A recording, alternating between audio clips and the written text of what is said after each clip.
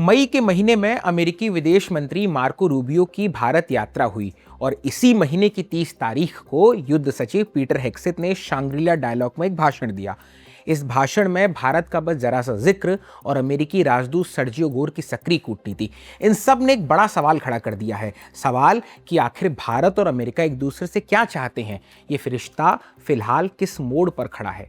नमस्ते, मेरा नाम दीपक है और आप इंडियन एक्सप्रेस हिंदी देख रहे हैं। हमारा खास कार्यक्रम वैचारिकी आज कांति वाजपेयी के ओपिनियन को एड्रेस करेगा। इसे आप 9 जून के इंडियन एक्सप्रेस अखबार में पढ़ भी सकते हैं। इस वीडियो में हम समझने की कोशिश कर रहे हैं कि हाल फिलहाल में भारत और अमेरिका के संबंधों में किस तरह के बदलाव हुए हैं। वाजपेयी का मानना है कि अमेरिका के साथ भारत का एक खास रिश्ता था जो खत्म हो चुका है। जिन संबंधों में कभी गर्मजोशी थी वे अब व्यवहारिक सौदेबाजी में बदल गए हैं। आइए समझते हैं कैसे। पहला सवाल से डील कर लेते हैं कि एक दूसरे से क्या चाहते हैं भारत और अमेरिका।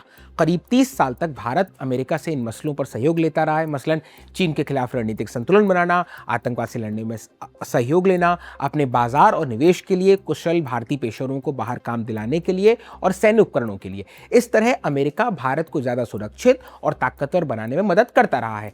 अब बात अमेरिकी हितों की। उसके लिए भारत चीन के खिलाफ संतुलन बनाने वाला, आतंकवाद के खिलाफ एक साझेदार, उसके सामान के लिए एक बड़ा बाजार और निवेश की जगह है। टैलेंट का सोर्स भी है। हथियारों का खरीदार तो था ही भारत को कभी अमेरिका का फॉर्मल एलाई नहीं माना गया। कोल्ड वॉर का पूरा दौर याद कर लीजिए, लेकिन एशिया में एक रणनीतिक साझेदार के तौर पर उसे हमेशा देखा गया। सवाल है कि ऐसे में क्यों कमजोर हुआ भारत और अमेरिका का रिश्ता। कांति वाजपेयी मानते हैं कि अब अमेरिका का भारत को देखने का नजरिया बदल गया है। आर्थिक तौर पर चीजें काफी हद तक पहले जैसी ही है। मसलन भारत अब भी अमेरिकी सामान, निवेश, ऊर्जा और हथियारों के लिए एक बड़ा बाजार है, लेकिन इमिग्रेशन को लेकर अमेरिका की चिंताओं ने अब भारतीय टैलेंट की मांग को पीछे कर दिया है। और सबसे अहम बात यह है कि आतंकवाद के खिलाफ भारत के साथ मिलकर काम करना और खासकर एशिया में उसके साथ साझेदारी करना अब यह पहले जितना जरूरी नहीं माना जा रहा है। अमेरिका की प्राथमिकता क्यों बदली, इस सवाल को जरा टटोलते हैं। भारत के बारे में अमेरिका की बदली हुई रणनीतिक सोच को समझने के लिए हमें उसकी यूरेशिया रणनीति समझनी होगी, यानी यूरोप से लेकर जापान तक के इलाके की।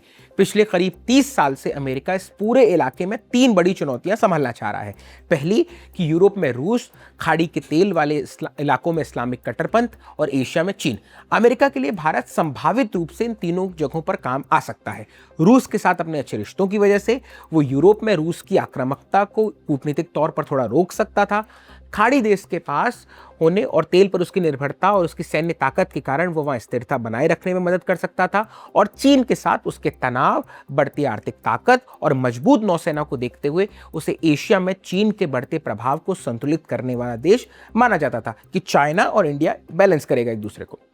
लेकिन यूक्रेन युद्ध ने अमेरिका को यह एहसास करा दिया कि भारत रूस पर कोई खास दबाव नहीं बना पाएगा, बल्कि इस लड़ाई में भारत की तटस्थ नीति और रूस से तेल खरीदने की वजह से उसकी भूमिका उल्टी ही लगने लगी, भले ही नई दिल्ली की मंशा ऐसी न रही हो।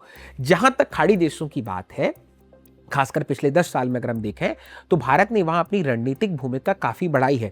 पीएम नरेंद्र मोदी ने सऊदी अरब समेत खाड़ी देशों के साथ कूटनीतिक, आर्थिक, ऊर्जा और यहां तक कि रक्षा संबंध भी मजबूत किए हैं और भारत को एक सुरक्षा देने वाले देश के रूप में स्थापित करने की दिशा में कदम बढ़ाए हैं। हालांकि जब ईरान के साथ अमेरिका का युद्ध समाप्ति की ओर बढ़ा और समृद्ध यूरेनियम और हॉर्मुज स्ट्रेट को लेकर समझौता जरूरी हो गया, तब डोनाल्ड ट्रंप प्रशासन ने मध्यस्थता के लिए भारत नहीं बल्कि पाकिस्तान को चुना। अब बात यूरेशिया की। इसका तीसरा हिस्सा चीन के इर्द गिर्द है। अमेरिका को उम्मीद थी कि भारत धीरे धीरे चीन के बराबर पहुंचेगा, उसके खिलाफ एक मजबूत संतुलन बनाने वाला देश बनेगा। लेकिन पिछले करीब 30 साल में भारत की लगभग 6 से 7% सालाना ग्रोथ और चीन की आर्थिक मंदी के बावजूद दोनों देशों के बीच कुल जीडीपी का फर्क कम होने के बजाय और बढ़ता गया है। और ये बात जरूरी है इसलिए नोट करना क्योंकि आर्थिक ताकत ही जो होती है जो आपको स्थापित करती है। इसके अलावा इंडो पैसिफिक इलाके में भी भारत की भूमिका साफ नहीं रही है। भारत ने पहले ही कह दिया था कि वो क्वाड में चीन के खिलाफ कोई साझा मोर्चा बनाने के पक्ष में नहीं है। इसलिए ऑस्ट्रेलिया, जापान और अमेरिका ने आपस में और कोरिया व फिलीपींस जैसे देशों के साथ अपने रणनीतिक रिश्ते को और मजबूत करना शुरू किया था। साथ ही भारत की सैन्य ताकत अभी इतनी नहीं थी कि वो दक्षिणी चीन सागर या पूर्वी चीन सागर तक जाकर अपनी शक्ति दिखा सके। एक बड़ा बदलाव आया है चीन को लेकर। अब ये मुकाबला सैन्य नहीं बल्कि टेक्नोलॉजी और इकोनॉमी, एआई, चिप्स, व्यापार, अहम खनिज और इन क्षेत्रों में अमेरिका की नजर में भारत अभी बड़ा खिलाड़ी नहीं है। We are not as a big player as we are thinking.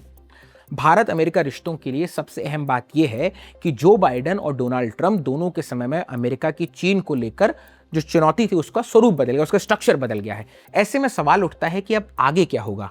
Marco Rubio, Sergio Gor और हाल में पीटर हेग्सेट की इस पुराने खास रिश्ते में जान डालने की कोशिशों के बावजूद आगे का रिश्ता ठंडे दिमाग वाली सिर्फ मतलब की सौदेबाजी जैसा ही दिखता है। जैसे जैसे रिश्ता कमजोर हो रहा है, आगे मौके भी होंगे और चुनौतियां भी, और भारतीय कूटनीतिज्ञों के पास कोई कमी नहीं रहने वाली। आपकी क्या राय है कमेंट बॉक्स में जरूर बताएं। इस आर्टिकल को लिखा था कांति वाजपेयी ने। उनकी बहुत कमाल की किताब है India versus China, white colour का फ्रेम है और उस पर रेड से लिखा हुआ है। बहुत मुकम्मल किताब है। अगर आप चाइना के बारे में समझ बढ़ाना चाहते हैं तो उस किताब आपकी एक मस्ट रीड होनी चाहिए। मेरा नाम है दीपक, देखते रहिए इंडियन एक्सप्रेस हिंदी।